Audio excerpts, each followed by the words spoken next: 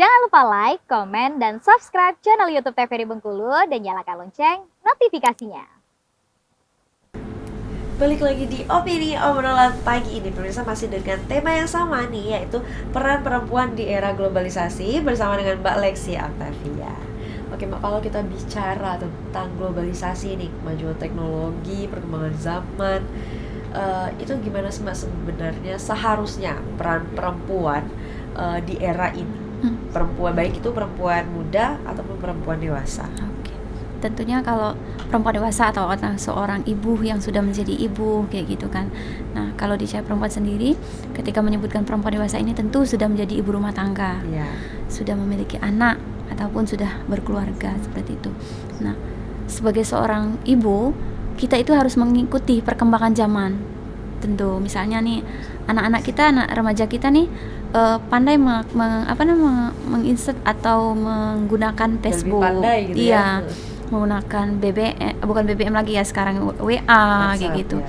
Terus ada Instagram. Nah, kita sebagai ibu itu juga harus tahu, jangan dibiarkan saja anak-anak ini pegang gadget tapi tanpa kontrol kita.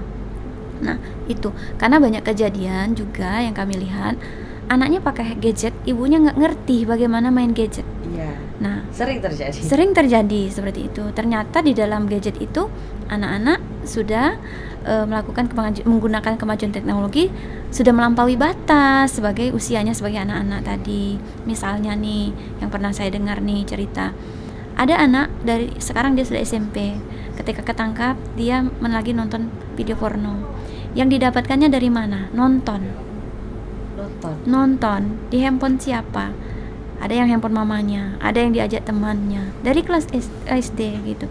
Nah, ketika seperti itu artinya ibunya nggak tahu. Nah, harusnya misalnya si anak punya gadget, punya handphone Android gitu, ibunya juga sekali-sekali mengecek dong apa sih aktivitas yang terjadi atau dilakukan anaknya seperti itu.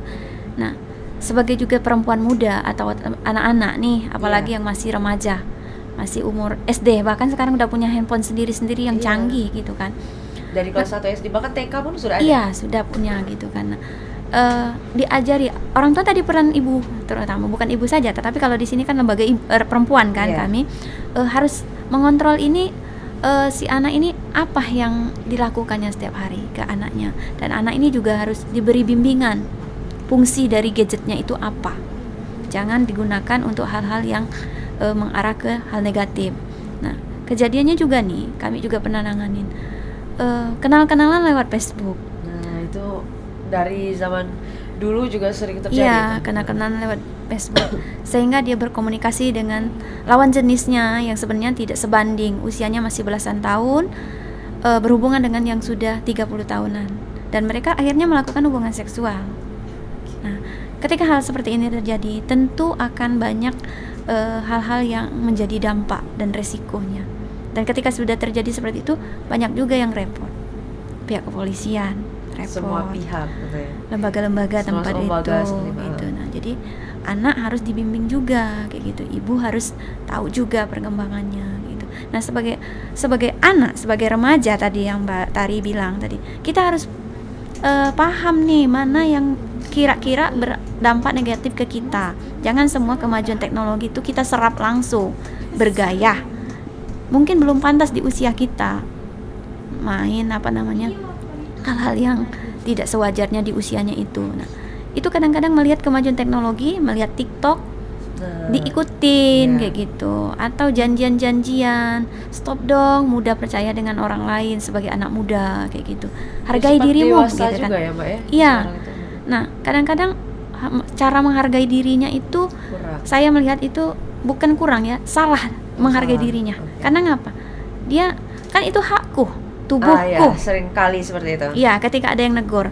Kalau dulu saya ditinggal di desa, itu kalau ditegur tetangga itu nggak marah gitu kan. Kalau sekarang kan ngomongnya, kenapa? Apa urusanmu?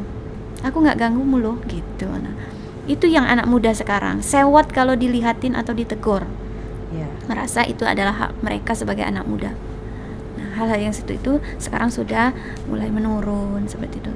Nah, kan banyak juga nih yang terjadi seperti itu, Mbak Tari gitu. salah bentuk self love ya kalau Iya. sekarang, bentuk self love yang salah Iya, gitu, gitu. tidak semestinya Mm-mm. seperti itu ya. Jadi Dibuat malah efeknya negatif ke diri iya sendiri, bukan jadi penggunaannya gitu. positif gitu ya, Mbak. Kalau kita bicara mengenai kekerasan gender online, Mm-mm. KBGO, Mm-mm. kekerasan berbasis gender Iya online. kekerasan ya.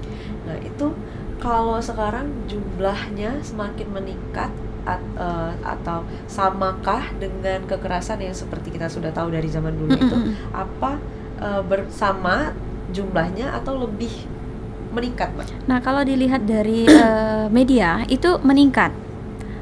Ada dua hal sih yang bisa kita lihat. Meningkat bisa disebabkan kemajuan teknologi sehingga mudah di-post Ya. gitu kan. Atau ini benar-benar memang meningkat karena kemajuan teknologi banyak juga yang menggunakan menjadi hal negatif seperti itu. Jadi memang kalau ditanya zaman sekarang itu kekerasan seksual berbasis online itu meningkat atau menurun? Cukup meningkat gitu. Kalau kita bandingkan dengan kasus-kasus kekerasan lainnya, Mm-mm. itu angkanya bisa dibandingkan nggak, Mbak? Lebih yang Mbak tangani gitu, lebih besar yang KBGO atau kekerasan lain? Kalau Cahaya Perempuan sendiri karena memang fokusnya juga semua bentuk kekerasan kayak gitu kan, kekerasan online ada tapi belum melampaui yang biasanya kami tangani seperti itu, tapi cukup meningkat dari tahun-tahun sebelumnya seperti itu. Dengan latar belakang awalnya suka sama sukaan kayak gitu. Awalnya suka sama suka gitu. Iya, awalnya pacaran dan akhirnya diancam. Karena kenapa? Ada juga yang betul-betul yang kami tangani itu di tahun, kira-kira saya baru masuk lagi itu di 2021 apa 2022. Dia nggak pernah ketemu sama laki-laki itu yang tadi mana dunianya, betul-betul maya kayak gitu. Dia pacaran sehingga diminta pap, bagian dadahnya di pap gitu kan. Pokoknya diminta pap bagian seksualnya gitu, bagian tubuhnya si perempuan. Jadi itu dijadikan alat oleh si laki-laki untuk memeras secara finansial kayak gitu. Nah itu pernah juga kami tangani, tapi kan ini kesulitan. Pelakunya saja tidak tahu di mana keberadaannya. Nah tadi yang Mbak tanya, apa sih yang harus dilakukan oleh anak muda? Ya itu tadi, kita harus belajar resikonya apa seperti itu. Nah kalau di sini tadi yang saya sebutin salah satu contoh, itu panjang urusannya. Ngelapor tetap paling kami kuatkan, karena hal yang seperti itu kan tidak Cahaya Perempuan bisa menangani langsung, dia harus lapor ke polisi. Di kepolisian pun juga ada bagiannya sendiri, ke cyber dan sebagainya, dan itu prosesnya cukup lama karena maya. Iya, pelaku juga berkesempatan lebih besar untuk kabur. Iya kayak gitu, namanya maya gitu kan, nggak tahu keberadaannya di mana kayak gitu. Itu ada nggak pernah nanganin kasus kayak gitu? Dan ujungnya selesai atau nggak, Mbak? Istirahat di tempat gitu aja jadinya kayak gitu, karena kan si pelaku nggak tahu keberadaannya, masih proses kayak gitu kan. Nah ini yang menjadi kendala gitu kan. Jadi benar kata Mbak Tari tadi, sebagai perempuan kita harus membentengi diri kita sendiri dulu, itu barang tentu. Karena kekerasan seksual sekarang kan banyak menimpa kita itu bukan sangat hanya yang tidak dikenal, bahkan di dalam keluarga. Kasus yang baru-baru ini, ayah, paman, kakek, dalam sehari 3 orang. Bayangkan gitu kan, si anak masih umur belasan tahun, SMP kalau nggak salah. Nah ini nih yang perlu kita jaga, artinya tidak ada tempat berlindung yang pasti kecuali diri sendiri. Maka dari itu kalau kami itu ke kelompok-kelompok itu menguatkannya itu ke individu dulu, dikuatkan, dikasih dulu informasi dan pengetahuan seperti itu di anak muda, dan itu rutin kami lakukan di kelompok-kelompok dampingan. Oke, selalu rutin itu dilakukan ya Mbak ya. Karena memang yang paling penting sekarang, dan mungkin terdengarnya sedikit lawas, tapi memang penting, jangan lupa terus untuk belajar ya Mbak ya. Karena demi diri sendiri juga, harus membekali diri juga, dan sebelum langkah gitu, seperti kayak sekarang kan zamannya spill kan zamannya. Nah harus cari tahu dulu ya Mbak ya, gimana itu. Kalau misalnya bicara di bidang ini ya Mbak, udah dari tahun 2013. Pernah jenuh gak sih? Enggak.